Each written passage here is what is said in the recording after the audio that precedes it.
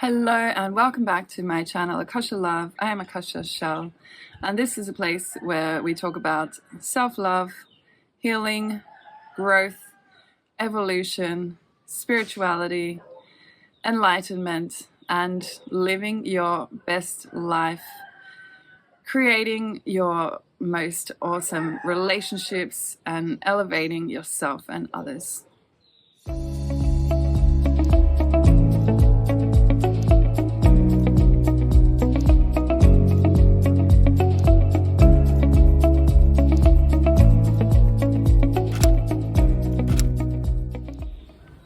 So if you are new here, please do me a favor to subscribe using the button below, because I recently looked at my statistics and the majority of the people watching the videos are not subscribers. So if you would be so kind as to subscribe, you can help me to spread this message and spread these videos out to more and more people. So that would be super awesome, and I would really appreciate that.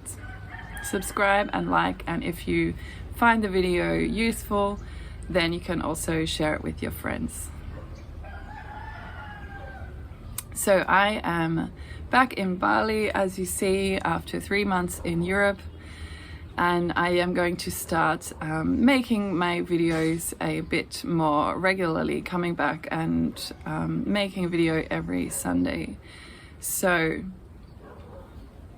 join me on this journey if you are here for elevating yourself in self-love and elevating everyone else around you. So today I wanted to speak about the benefits of enduring or experiencing a narcissistically abusive relationship. So I have personal recent experience of this, and so it's very relevant to me. And though of course anybody who has been with a person who is highly narcissistic knows that this can be a very painful experience, and you can experience a lot of heart-wrenching pain being in a relationship like this. I have taken a bit of time to think about what are the positives of this experience for me, and maybe they will resonate also for you. So as a highly sensitive person and an empath all my life, I'm the kind of person that always gives people the benefit of the doubt, and that can attract really bad energy and toxic people into your life.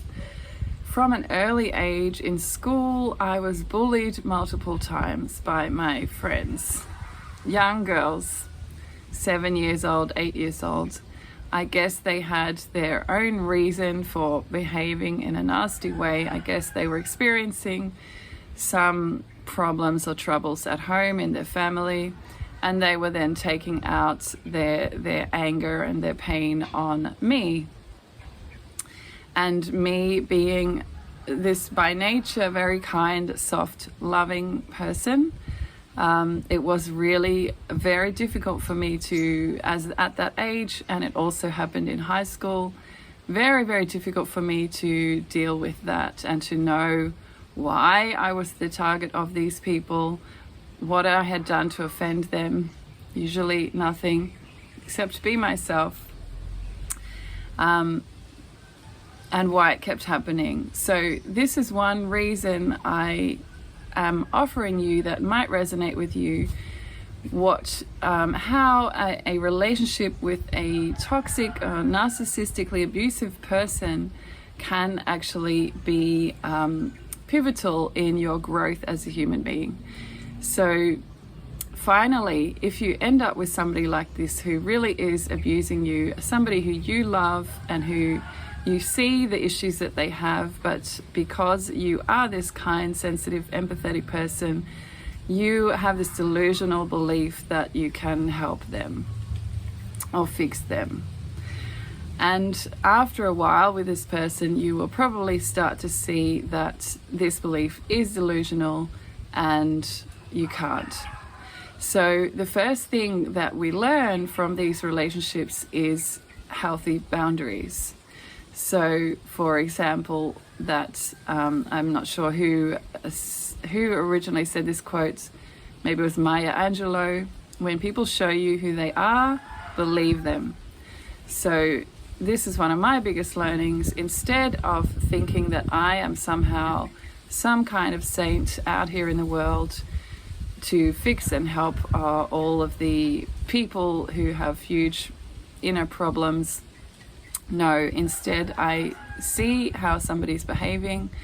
I recognize that this is bad behavior or toxic behavior for me. For example, if they are not able to control their emotions and they're raging and screaming at me because they're angry inside and they're not able to manage those emotions in any other way, I then need to actually recognize this and draw a boundary and move away from that person. So those boundaries can be energetic. They can also be verbal boundaries. So instead of letting somebody kind of draw you in to an argument or a discussion which is going nowhere because you feel like all they really want is your emotional energy, they actually want to create drama, and then they somehow want to feed off that emotional energy that comes from the drama that they've created, then you can create a verbal or a physical boundary and just say, no, I'm not going down that road with you. Or you can move away, literally just physically leave that situation. So boundaries, growing much, much stronger boundaries has been one of my biggest lessons from being in a relationship with a highly narcissistic person, and recognizing that I needed this lesson because my boundaries were not very strong. And this is probably why I did suffer. I was a target for bullies in my primary school and my high school because I had not learned how to protect myself with energetic boundaries and with verbal boundaries and with physical boundaries. So the second thing that we can really learn from a relationship like this is to have a better filter or a better vetting process. So that filter is seeing people how they are, seeing clearly and recognizing the behaviors that they demonstrate, and being very careful with yourself. If you are like me and you are a highly sensitive person, you're an empathetic person, really being very careful and looking as soon as you go into that mode of, oh, this is a project for me, this is somebody I can help, I can step in and really change the life of this person. No, really cutting that at its root, that thought process, recognizing that this is another adult person, that if they need help or advice or fixing, they can go to therapy and pay somebody for that. That's not your job as an adult in a friendship or a relationship with somebody. Your worth is much higher than this. So this is another lesson in self-worth. If your worth is based around how you can help or fix or change or enhance the life of another person, that is a codependent pattern. That is not recognizing that you are inherently worthy as you are. And it does not matter at all what your contribution is to the life of another person. That does not change your worth. Your worth is inherent. Your worth is inherent when you're born. Like every single baby, when they're born, they are joyously experiencing life. They are happy. They are joyously experiencing their own body. They're not asking for validation from anybody. They're not needing to help anybody. They know that they are 100% lovable and worthy. So that's another second lesson that we can learn from these relationships. We need to grow a much stronger filter. We need to cut off at the root that idea that people are projects for us to help.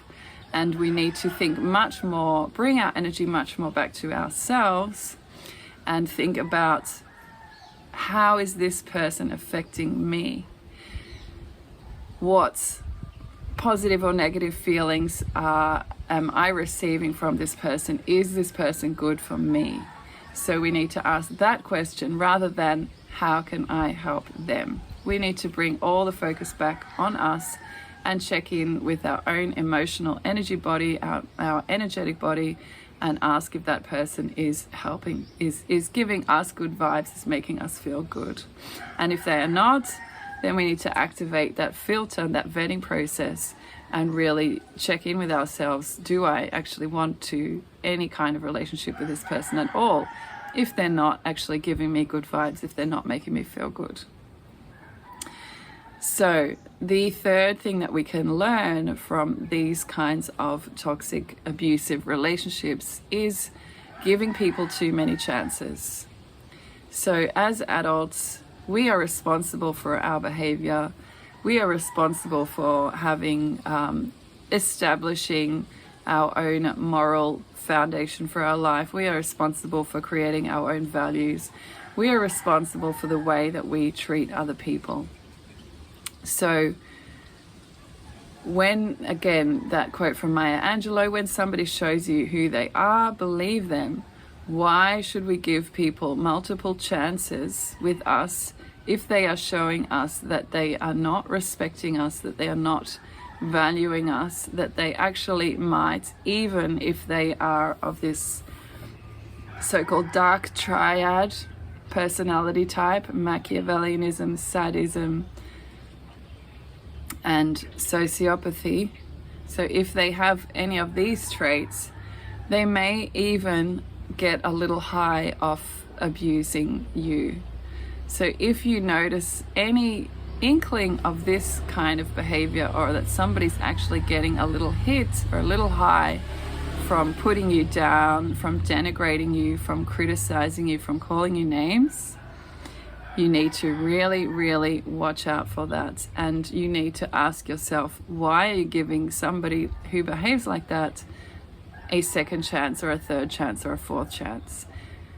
Does somebody who puts you down regularly, criticizes you, devalues you, does not show you love, deserve a second or a third or a fourth chance from you?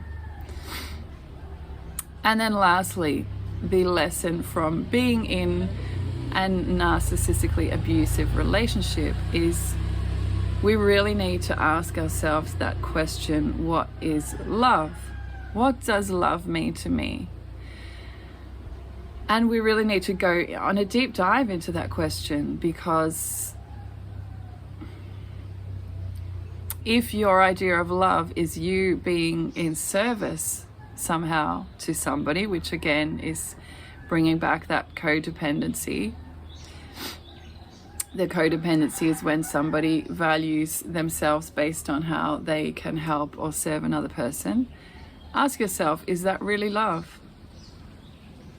And why would that seem like love to you? And if it did or does seem like love to you, ask yourself where you learned that lesson. And really then do the work of unraveling and questioning that idea of love, and come up with a new and healthy idea of love. Love is when somebody in front of me, whether it's my friend or my partner, respects me, values me, gives to me, shares their good energy with me in the same way as I do with them. So love is not me giving and somebody else taking. Love is two people who are giving to each other, respecting each other, valuing each other, elevating each other, and who are in that relationship in order to elevate that person, in order to make that person feel as good as they possibly can, rather than being in a relationship or a friendship in order to take something from the other person, in order to put the other person down, so to boost their ego, so to make them feel better about themselves. Some people can consciously or unconsciously put you down, compare themselves with you, find themselves better, and then that kind of makes them feel, boost their ego, boost their self-worth. So some things to think about for you today. 5 things that can actually be, you can look at it as a positive that comes out from something that otherwise seems to be a very negative experience, which is being in a narcissistically abusive relationship. So this is the work of alchemy, really. And in order to really live a positive life, we do need to alchemize all of our negative experiences and integrate them and learn the lessons from them and use them as compost for our growth. That's the only way to continue being healthy and growing, and feeling good about yourself as a human being on this human journey. This is the work of alchemy. So if you would like some help with recovering from this kind of relationship, I do offer one-on-one sessions. I will put the link down here. And I also have a community that's called the Youniverse community, which is a monthly membership community where I'm supporting you in growing in self-love and self-growing and self-worth. And also I have an amazing course on this community. It's a 10-day course and it's called From Little Me to Big Us. And it's all about aligning with your higher self. So living a life guided by your higher self rather than your egoic self. And this is also a part of the process of healing from narcissistic abuse. So again, please subscribe to this channel if you find this information helpful. Like this video, share it with your friends if you have friends that also might be needing this guidance. And I look forward to talking to you next time. Namaste from Bali.